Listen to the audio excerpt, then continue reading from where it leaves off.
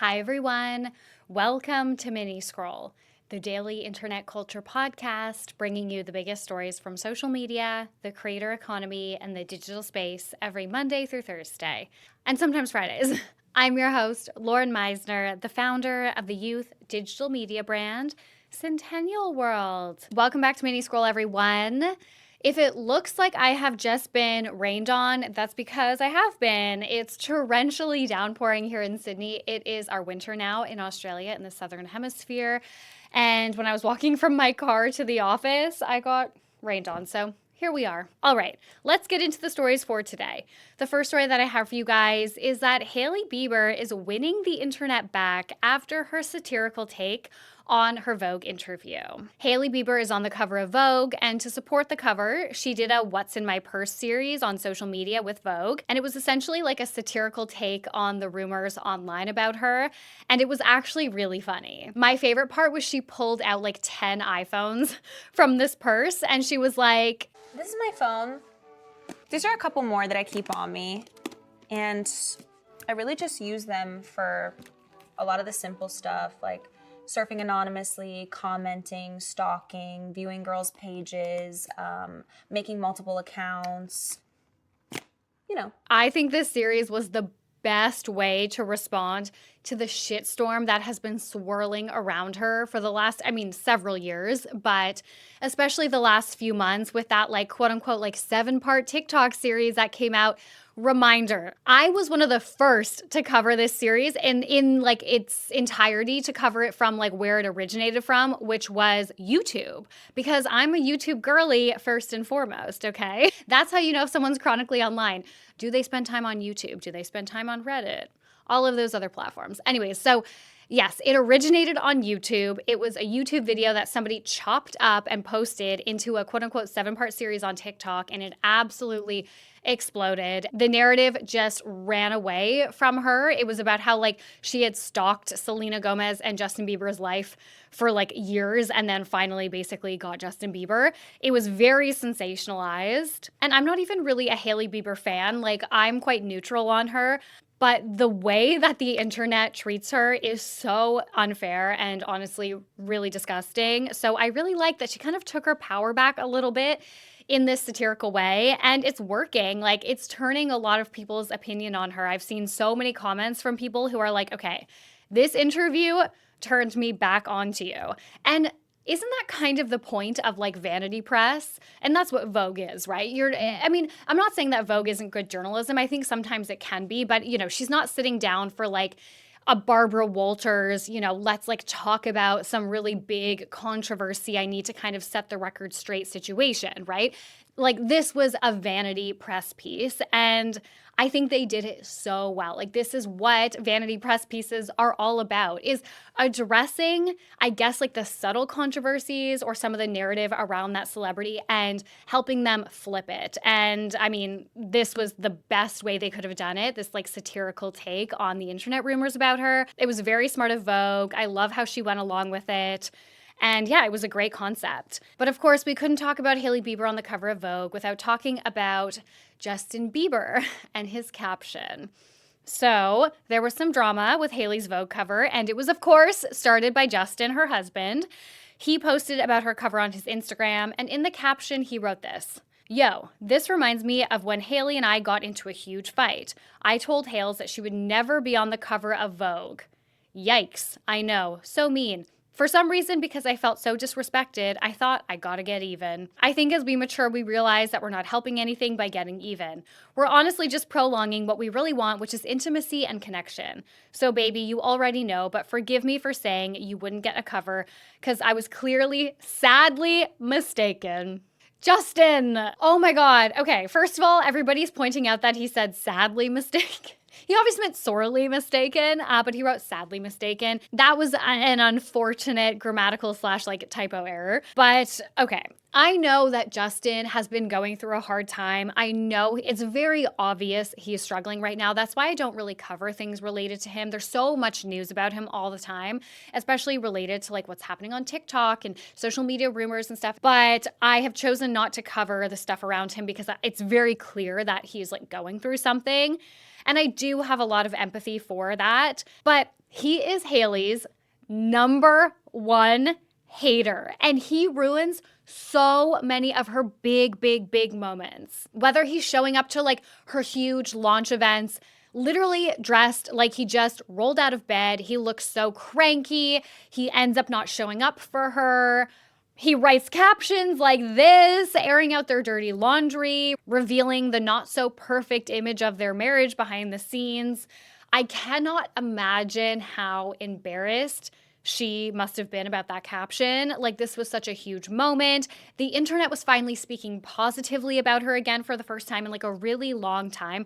It's weird with Hailey, right? Because, like, on one hand, we do speak positively about her with like Rhode and how she's like quite a trendsetter in the beauty and fashion space. And then on the other hand, everybody just shits on her all the time for being like a Justin Bieber stalker. The interview and the social segments really opened people's minds to, I guess, like who she might actually be behind the scenes and how there has been this like really harsh narrative crafted around her. And then her husband, who is supposed to be her biggest supporter, posts that. It's also like big red flag vibes. Like, he's admitting that he throws very low blows in fights. Like, I can't imagine if Sean and I were in a fight and he threw something out at me that was like something that I wanted so desperately, telling me I'd never get it. Like, if he was like, I know that your business will never actually be successful. I don't know. That would make me be like, who the fuck have I married? You know, like, you should never be fighting dirty like that in a marriage. It really freaks me out that he would say that kind of stuff. And it makes me sad. And I'm sad for her that her Vogue moment has been kind of overshadowed by that drama, by that caption. He has amended the caption, he did change it. And again, it's very clear that he is going through something and he is not well, but you truly will never make me believe that Hailey and Justin are really that happy behind the scenes, unfortunately. And I want them both to be happy, you know, but I don't know. From what we see, I can't believe the propaganda.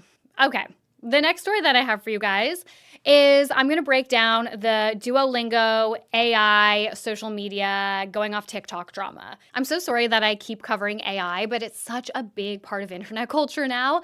And it's like what I said yesterday, where it's like all of a sudden something flipped in technology and in media and in news and in business, and everything is dominated by discussions around AI. So anyways, I'm sure some of you guys were across this, at least the first part of it. But at the end of April, Duolingo announced that it was going to become an AI first company. So an email that the CEO released to the team, they posted it as well on LinkedIn. I've had this in Q&As and many meetings, but I wanted to make it official. Duolingo is going to be AI first. And then the email continues, we'll be rolling out a few constructive constraints to help guide this shift. We'll gradually stop using contractors to do work that AI can handle. AI use will be part of what we evaluate in performance reviews. Headcount will only be given if a team cannot automate more of their work. Most functions will have specific initiatives to fundamentally change how they work. So, given that a huge part of Duolingo's recent success and relevancy in general is thanks to its social media strategy on TikTok users have let the company know that they did not appreciate this change. And I don't have data on this, but I'm going to say they probably lost a lot of users after that announcement. I think a lot of people deleted their app. And it's so crazy when you think about a service like Duolingo. It provides language learning, right? Language is so innately part of human nature, and it requires so much cultural and social context to actually learn. It's wild to think that Duolingo is trying to limit its human touch in this practice when human interaction is literally what language is. So on the backlash and feedback, a rep for Duolingo told Fast Company, quote, a lot of the feedback we've seen comes from a place of passion for Duolingo, which we really appreciate. To clarify, AI isn't replacing our learning experts. It's a tool they use to make Duolingo better. Everything we create with AI is guided by our team of learning design experts. We're committed to using AI with human oversight to help us deliver on our mission to make the best education in the world available to everyone. I do think companies are at this weird intersect right now where they're trying to figure out, especially if they have investor backing, where they're trying to figure out the balance between keeping customers happy while also keeping investors happy. Because the reality is that the business world, I mean, we talked about this yesterday when I was talking about like productivity and how AI is literally just going to make it so that we are required to be even more productive and work even faster and produce more and all of that. The business world is so obsessed with AI because of those benefits and because of, of course, the money that they can see that they will be saving or that they could be making if things are 10 times faster or whatever. So companies are struggling to strike this balance because when they announce that they're using more AI in their technology, in their work practices, in their business, customers are unhappy about that. Like, we do not want to be interacting with computers. And there's actually a really interesting case study, Klarna. A couple years ago, like right at the beginning, they took away 700 customer service reps and replaced them with AI. And just in the last couple of months, they've had to announce that they are hiring again for many of those roles. And they basically said you cannot have the same quality of customer service experience if there is not a human who is speaking to your customer, which, like, of course. Okay. So, yes, I think that companies are struggling to strike that balance between keeping their customers happy who do not want to be speaking to computers and do not want to be supporting like AI first companies, whatever the fuck that means, while also keeping their investors happy because that is part of, businesses growing. So, after a ton of backlash, Duolingo returned with a message. It wiped its TikTok account clean, also its Instagram, I believe, and returned on Tuesday with this very weird video. Hello, world. I'm a part of Duolingo's social team, and it's time you all learn the truth. Enough is enough. If you have seen this video, I'll know my plan has worked. I've had it with the CEOs and those in power. It is time we show them who's in charge. You can't outdo the doer. You know that one time where Duo died? That wasn't a stunt, it was a signal. It's giving Anonymous, like the hacker squad, how they would do those videos where it was all distorted and they were wearing a mask. The response to this video is not good. People feel like it is minimizing the announcement they just made. It's degrading to the customers who were raising genuine concerns about the service that Duolingo, a language learning app, is going to be providing if it's becoming a quote unquote AI first company. And regardless if people are misunderstanding what that means, that's an external comms issue then. I am sure that Duolingo has a comms team. I'm sure they have a PR team. I'm sure they have an internal comms team. Like, that's a comms issue then that you did not accurately convey to customers what AI first meant. Because if anybody hears the words AI first, like, what do you think they're going to assume that means? So this whole situation and then how Duolingo responded, I think just proves what a lot of social experts have been saying for years, which is that Duolingo's strategy worked in the early days of TikTok because it was kind of unique. I mean, I know that Wendy's was like the first brand to do really unhinged comments and stuff like that on Twitter, but Duolingo really lent in on TikTok and they had the big owl mascot. They were really unique in how they showed up on TikTok. But the unhinged stick, it's dated and it's cringe now, and it's also hard to keep it going in the face of corporate scandal.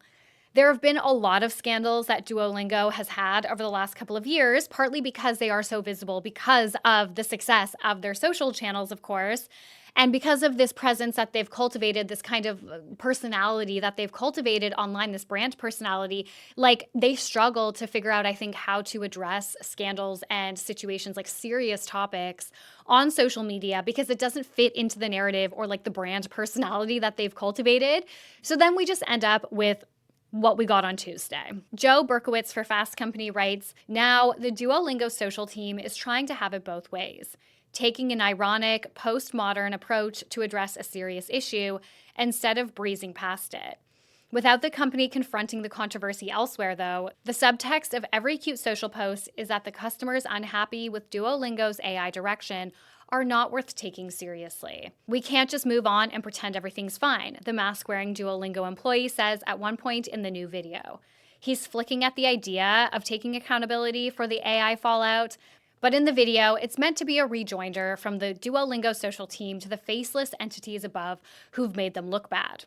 It's difficult to parse the exact message here. The video is somehow simultaneously defensive, satirical, avoidant, and flippant. Though it may be the opening salvo in a broader message, for now it seems like a half-baked rush response to a very real issue. The Duolingo brand version of just moving on and pretending everything's fine.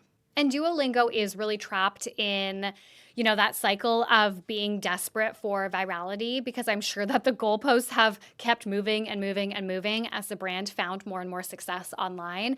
But the reality of TikTok and just social media in general is that you will have virality for like a fleeting moment, and then you'll have a flop era. And then you'll come back up and you'll be viral and you'll be successful and people will recognize you again. And then you'll be back in your flop era. And it's just a roller coaster and never ending. You can never stay fully on top. And I think if Duolingo had just come out and addressed this properly without some weird, ominous, unclear message video that they're doing, they would have stayed relatively on top. But at some point, people are just going to stop interacting with the brand because they keep getting themselves into these messes while they chase like these viral moments. And then they don't respond properly because they're trying to make their responses a viral moment. They are stuck in like a social media nightmare. For real. I feel bad for the social team, actually. Okay, the last story that I have for you guys is I need to unpack, or at least share my opinion, on the quote-unquote unchic debate on TikTok. In early April, a creator named Tara Colleen posted 2 videos where she listed things that she finds, quote, incredibly unchic.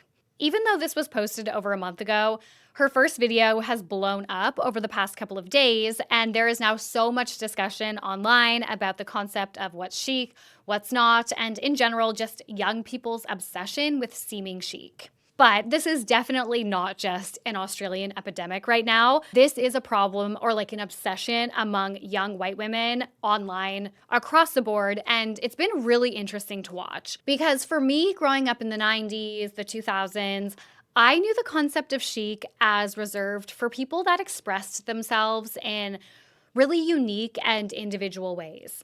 It was not a concept that you could actually obtain. Like, it was very much like in the eye of the beholder, and it was almost like a protected title.